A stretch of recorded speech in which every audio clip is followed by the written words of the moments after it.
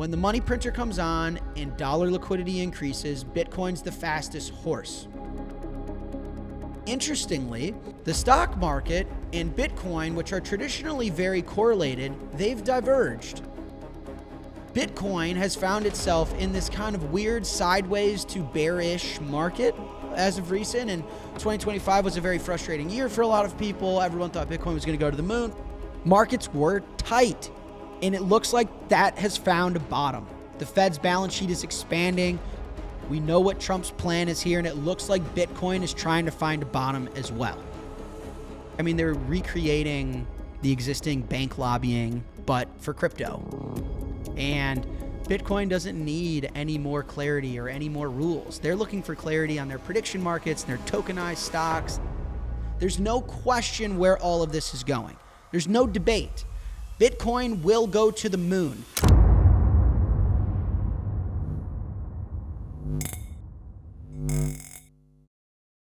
Bitcoin is standing at a crossroads, not just as a price chart, but as a political, financial, and technological force colliding with the legacy system.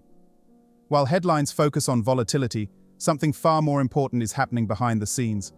At Davos 2026, governments are debating control, institutions are positioning quietly, and the rules of the monetary game are being rewritten in real time. At the center of this storm is Jack Mallers, one of Bitcoin's most outspoken advocates, known for pushing Bitcoin beyond theory and into real-world money. Mallers has been sounding the alarm about what happens when decentralized money collides with centralized power, and lately, his warnings have become sharper. As crypto legislation stalls, fails, or gets quietly reshaped, Bitcoin continues doing what it's always done, operating without permission. ETFs may bring Wall Street closer, stablecoins may dominate headlines, and regulators may try to box crypto into something familiar, but Bitcoin itself remains fundamentally unchanged. Mallers argues this isn't just about technology, it's about sovereignty, incentives, and who ultimately controls money. While investors debate short-term moves, the long-term implications are massive. A financial system under strain, trust eroding, and a parallel monetary network growing stronger with every cycle. So the question isn't just where Bitcoin goes next, it's who's prepared for what comes after, and Jack Mallers believes most people aren't. Many expected a roaring bull run by now, but the price shift is only beginning, as the crypto world braces for the week ahead. But Jack Mallers isn't worried. He believes this calm isn't weakness, it's proof that Bitcoin has matured. He calls it the end of the beginning for Bitcoin, and the beginning of the end for fiat currency. In his view, the market isn't broke, it's evolving. Billions are changing hands between early believers taking profits and massive institutions quietly accumulating. As the CEO of Strike, Jack Mallers says Bitcoin represents 1% of the world's wealth. After BlackRock emerged as one of the primary players with its iShares Bitcoin ETF, Mallers knew it was heading straight to $1 million per coin. Thanks to BlackRock's significant influence, there's an increasingly strong belief that, in the not-too-distant future, we'll witness Bitcoin's price cross another all-time high, which will mark another historic milestone for the Bitcoin community. He believes Bitcoin has crossed the threshold into permanence and serves as the gateway for substantial institutional investments, drawing interest from sovereign wealth funds, major corporations, and even governments. Let's get right into the latest interview with Jack Mallers, as he gives his outlook and price prediction for Bitcoin, and where we're headed in 2026. Now, albeit Bitcoin's diverged to the downside while stocks have remained relatively performant near all-time highs, but the fact that they've diverged is really important. It's really telling. And some of the math, if you take a deeper look into this idea, whilst you also do a little bit of the math, I think it tells a very clean story of where we are, what's going on, and what the next chapters might look like. So Bitcoin is highly correlated to the US dollar liquidity. The pink line and the red line move together. You can see the pink line has been a slow sideways to downwards drag. What does that sound like? That sounds like Bitcoin's price action, a slow sideways to downwards drag. What does that sound like? That sounds like Bitcoin's price action, a slow sideways to downwards drag. Now, weirdly, the green line was also historically very correlated to Bitcoin and to the US dollar liquidity index until recently, until end of Q3 and Q4 of 2025, decorrelated from Bitcoin. The NASDAQ has decorrelated from Bitcoin and has decorrelated from US dollar liquidity. If US dollar liquidity is tight, if markets are weak, Bitcoin will tell you that, and it has told us that truth. Why has the stock market not reflected that? Now, in gold, the other obvious truth is that gold has had a smashing last 18 months, record highs, outperformed everything. Part of being the world reserve currency means you're running a deficit. When we run a deficit, someone else runs a surplus, right?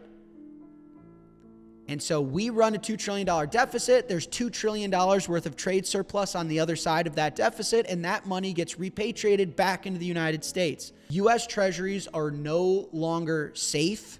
They're no longer viewed as risk-free. They're no longer viewed as reserve. You're seeing these countries remonetize gold. And when you think at the size and scale of $1.2 trillion, that is what is moving the gold market, for one. You have sovereign nations remonetizing neutral assets. That's incredibly bullish for Bitcoin. Bitcoin will catch its bid on the back half of that, and we'll get to when and how in a second. But the fact that the world is moving away from debt-based, treasury-based reserves into neutral reserves is incredibly bullish, not only for Bitcoin, but for humanity. We need to get back to being governed by Mother Nature, back to being governed by money that's neutral and fair. And so let's get back to this idea that Bitcoin and the NASDAQ have diverged. And I write here, AI has become nationalized by the United States and China, which is why the stock market is levitating higher than dollar liquidity. Because the point here, and you can see the delta and the arrow here, you've got the NASDAQ in this gold line, Bitcoin in the white.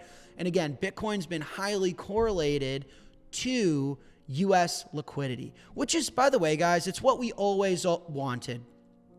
Bitcoin is not a hedge. Bitcoin is a solution. It's the antithesis to fiat. The more they print, the more it goes up. Bitcoin will win as long as fiat fails. That's always been the thesis. You've always wanted the best expression of currency debasement, an alternative monetary system. Okay. Now, why has the NASDAQ stopped being correlated to dollar liquidity?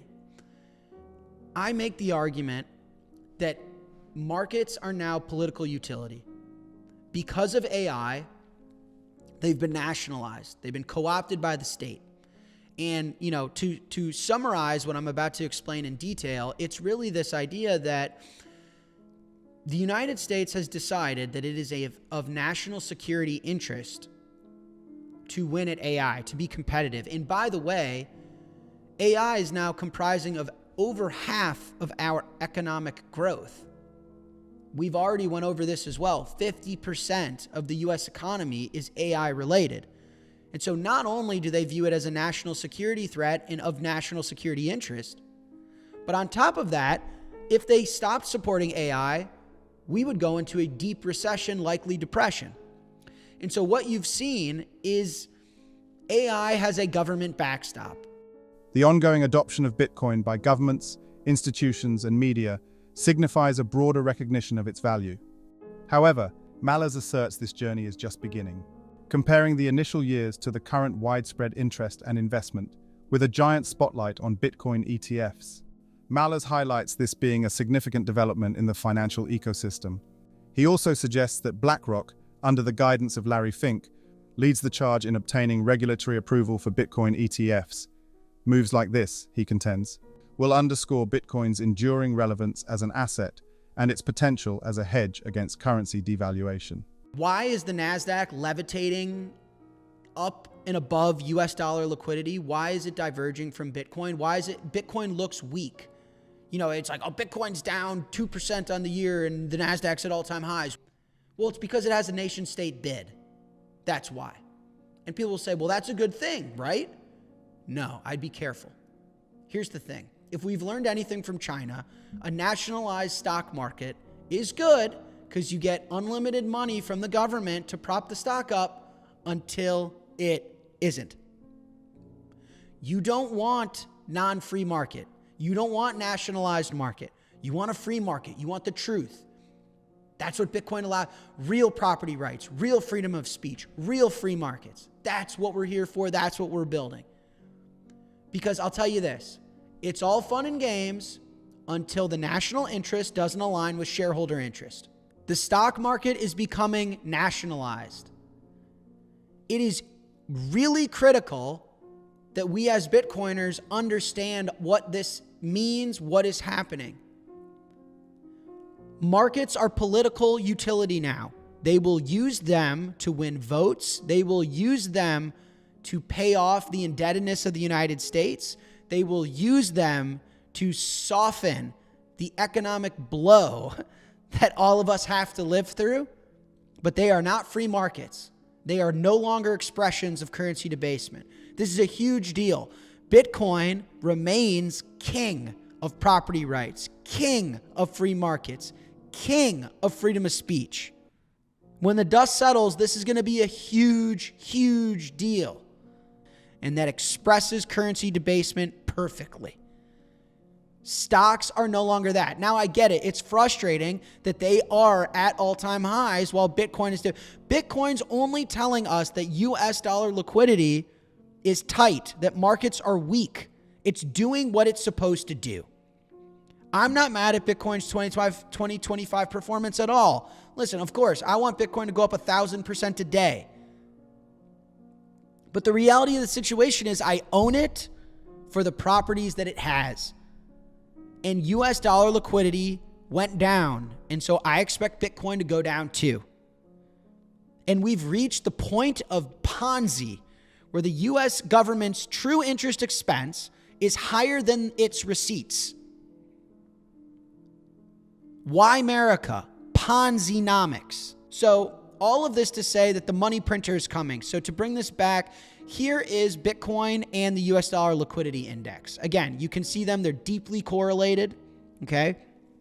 And you can see them bottoming out a bit. It looks like, so the US dollar liquidity index here is in the white. It looks like US dollar liquidity bottomed out late last year, right before QT ended. And we've been saying it on the show. We called it. The level of quantitative tightening that we lived through, the Fed erased over $3 trillion of assets. It shrunk its balance sheet from $9 trillion to $6 trillion. So the only way to paper that over is more money printing. Slow and steady wins the race. So all this to say, what are we living through right now? The stock market's being nationalized. It's diverging from US dollar liquidity. The US is going through a debt crisis. The world is going through a debt crisis. We're getting back to being governed by Mother Nature, back to neutral reserve assets, back to technology, back to distributed networks, back to ethics, principles, morals, back to who humans are meant to be, in my opinion. But I don't think Bitcoin's ready to take off yet. Jack Mallers challenges the conventional economic metrics, asserting that these metrics are often manipulated to paint a specific narrative, like labor statistics and inflation figures. The ongoing adoption of Bitcoin by governments, institutions, and media signifies a broader recognition of its value. However, Mallers asserts this journey is just beginning, comparing the initial years to the current widespread interest and investment, with a giant spotlight on Bitcoin ETFs. Mallers highlights this being a significant development in the financial ecosystem, selectively measured to create desired effects rather than reflecting the true state of the economy.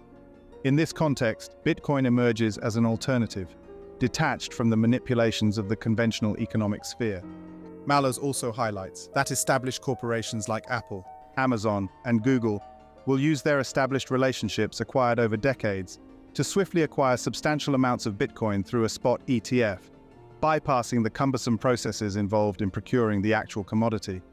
This disparity underscores the transformative power of cryptocurrencies in traditional financial institutions. Michael Saylor underscores the importance of embracing digital currencies as the economic landscape is changing rapidly, and urges investors to leverage Bitcoin's potential to secure a more prosperous financial future. What do you think about the latest interview with Jack Mallers? And how do you think Bitcoin's trajectory in the coming months will impact the crypto market and the world of investing?